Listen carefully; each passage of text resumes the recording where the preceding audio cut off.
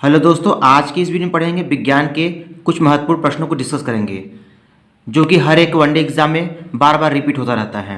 चाहे वो बिहार एसएससी का एग्ज़ाम हो या बिहार 10+2 का एग्ज़ाम हो या एसएससी स्टाफ सिलेक्शन कमीशन का एग्ज़ाम हो या कोई अन्य राज्य स्तरीय एग्ज़ाम हो, सबके लिए वेरी इंपॉर्टेंट है। तो चलिए शुरुआत करते हैं यहाँ पे पहले प्रश्न से। पहला प्रश्न है, कोई पिंड तब तक विरामावस्था में ही बना रहेगा जब तक उस पर कोई बाहरी बल जो है कार्य नहीं करता है। यह कथन किसका है? कोई पिंड तब तक विरामावस्था में ही रहेगा जब तक कि उस पर कोई बाहरी बल कार्य नहीं करता। यह कथन किसने कहा था? न्यूटन ने कहा था, और यह न्यूटन का गति विषयक का प्रथम नियम है। अगला प्रश्न देखेंगे दोस्तों, समुद्र में प्लवन करते समय आइस बर्फ का कितना भाग समुद्र की सतह से ऊपर रहता है? तो समुद्र में प्लवन करते समय आइसबर्ग का 1/10 भाग जो है वो समुद्र की सतह से ऊपर रहता है। अगला प्रश्न देखेंगे दोस्तों, केल्विन पैमाने में हिमांक को 273 केल्विन तथा भाप बिंदु को 373 केल्विन में अंकित किया जाता है।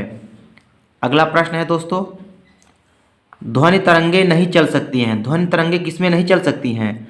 जल में, वायु में या लोहे में या निर्वात में? तो ध्वनि तरंगे नहीं चल सकती हैं निर्वात में। निर्वात में जो है ध्वनि तरंगे नहीं चल सकती हैं। अगला प्रश्न देखेंगे दोस्तों, वायु में ध्वनि का वेग सबसे अधिक है। वायु में ध्वनि का वेग सबसे अधिक है, किसमें होगा? इस्पात में। ये इसका राइट आंसर हो जाएगा। अगला प्रश्न है दोस्तों, वायु में ध्वनि का वेग लगभग कितना होता है? वायु में लगभग ध्वनि का वेग कितना होता है? 330 मीटर प्रति सेकंड होता है। अगला प्रश्न दोस्तों, साधारण बातचीत में ध्वनि की तीव्रता कितनी होती है? साधारण बातचीत में ध्वनि की तीव्रता 30 से 40 डेसिबल तक होती है। अगला प्रश्न देखें दोस्तों, स्त्रियों की आवाज़ पुरुषों की अपेक्षा पतली होती है क्योंकि स्त्रियों की आवाज़ की जो आवृत्ति होती है वो अधिक होती है। स्त्रियों की आवाज़ पुरुषों की अपेक्षा पतली होती है क्योंकि स्त्रियों की आवाज़ जो होती है वो जो उसकी आवृत्ति जो होती है वो अधिक होती है। अगला प्रश्न देखेंगे दोस्तों, विशिष्ट प्रतिरोध का एसआई मात्रक क्या होता है? विशिष्ट प्रतिरोध का एसआई मात्रक ओम मीटर होता है। अगला प्रश्न है दोस्तों, बिजली के बल्ब का फिलामेंट किस तत्व से बना होता है? बिजली के बल्ब का फिलामेंट जो होता है वो टंगस्टन धातु का बना होता है। किलोवाट घंटा किसका मात्रक होता है? किलोवाट घंटा ऊर्जा का होता है या शक्ति का होता है या विद्युत आवेश का या विद्युत धारा का? तो किलोवाट घंटा ऊर्जा का मात्रक होता है। अगला प्रश्न है दोस्तों, दो विद्युत आवेशों के बीच लगने वाले बल से संबंधित नियम कौन सा है? दो विद्युत आवेशों के बीच लगने वाले बल से संबंधित कूलाम का नियम है। अगला प्रश्न है दोस्तों, बिजली का कार्य करने वाले व्यक्ति रबड़ के दस्ताने पहनते हैं क्योंकि रबड़ जो होता है वो विद्युत का क्या होता है? कुचालक होता है। अगला प्रश्न है, कपड़ों तथा बर्तनों को साफ करने के लिए प्रयुक्त डिटर्जेंट में निम्नलिखित में से क्या होता है? तो इसका सही उत्तर हो जाएगा दोस्तों बाइकार्बोनेट। अगला प्रश्न देखेंगे, डबल रोटी बनाने में प्रयुक्त किए जाने वाला बेकिंग पाउडर में क्या होता है? डबल रोटी बनाने में प्रयुक्त किए जाने वाले बेकिंग पाउडर में क्या होता है दोस्तों? सोडियम बाइकार्बोनेट होता है। अगला प्रश्न देखेंगे, आजकल सड़क की रोशनी में पीने लैंप बहुतायत से प्रयुक्त हो रहे हैं। इन लैंपों में निम्नलिखित में से किसका उपयोग किया जाता है? सोडियम का। अगला प्रश्न है दोस्तों, सोडियम धातु को रखा जाता है किसमें? सोडियम धातु को किसमें रखा जा सकता है? मिट्टी के तेल में। अगला प्रश्न है दोस्तों, अम्लीय घोल पीएच मान कितना होता है? अम्लीय घोल का पीएच मान कितना होता है? 7 से कम होता है। क्षारीय घोल का पीएच मान कितना होता है? क्षारीय घोल का पीएच मान 7 से अधिक होता है। अगला प्रश्न है दोस्तों, उदासीन घोल का पीएच मान कितना होता है? उदासीन घोल का पीएच मान 7 होता है। मानव रक्त का पीएच मान कितना होता है? मानव रक्त का पीएच मान 7.4 होता है। दूध का पीएच मान कितना होता है दोस्तों? 6.2 होता है।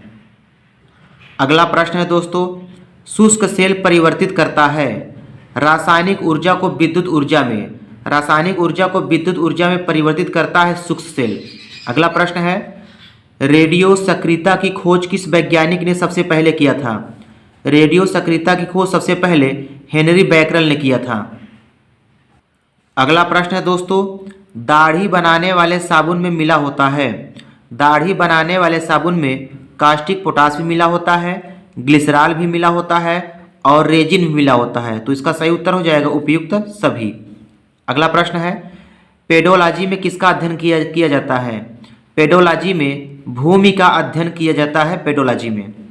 अगला प्रश्न है, पौधों की आंतरिक संरचना का अध्ययन किसमें किया जाता है? पौधों की आंतरिक संरचना का अध्ययन शारीरिकी अध्ययन कहलाता है।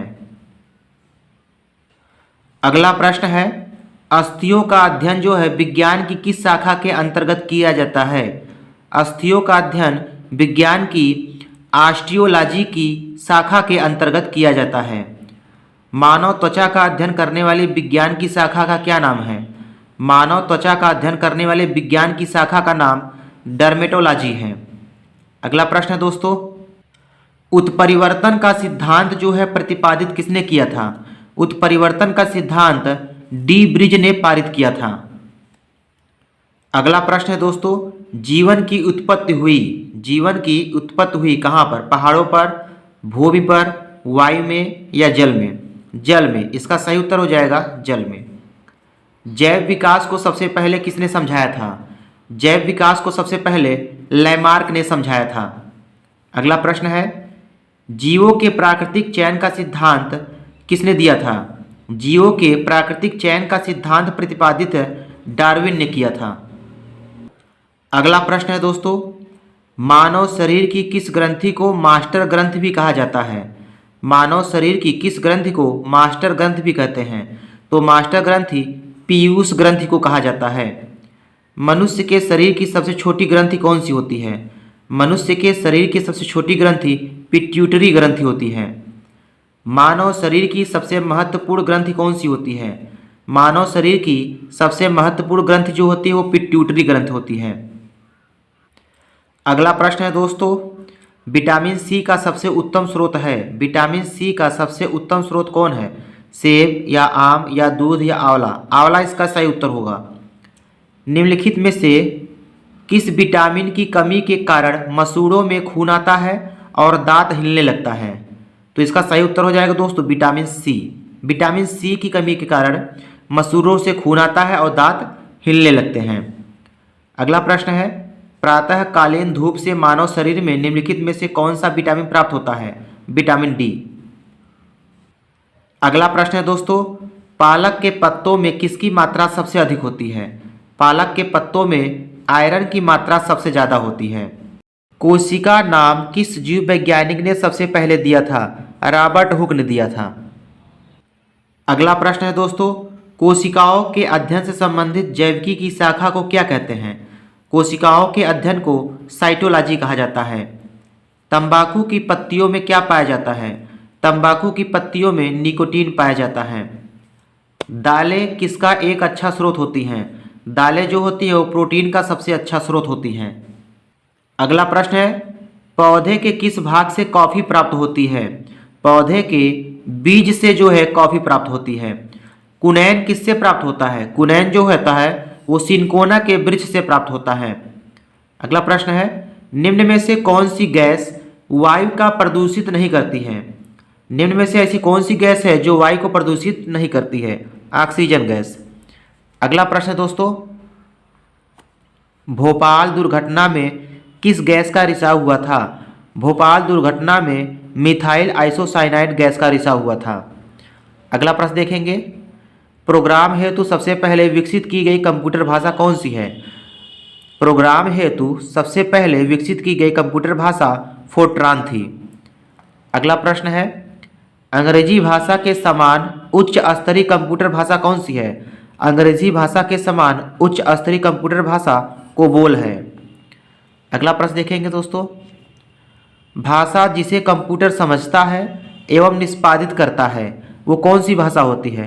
कंप्यूटर जो है हमेशा मशीनी भाषा समझता है।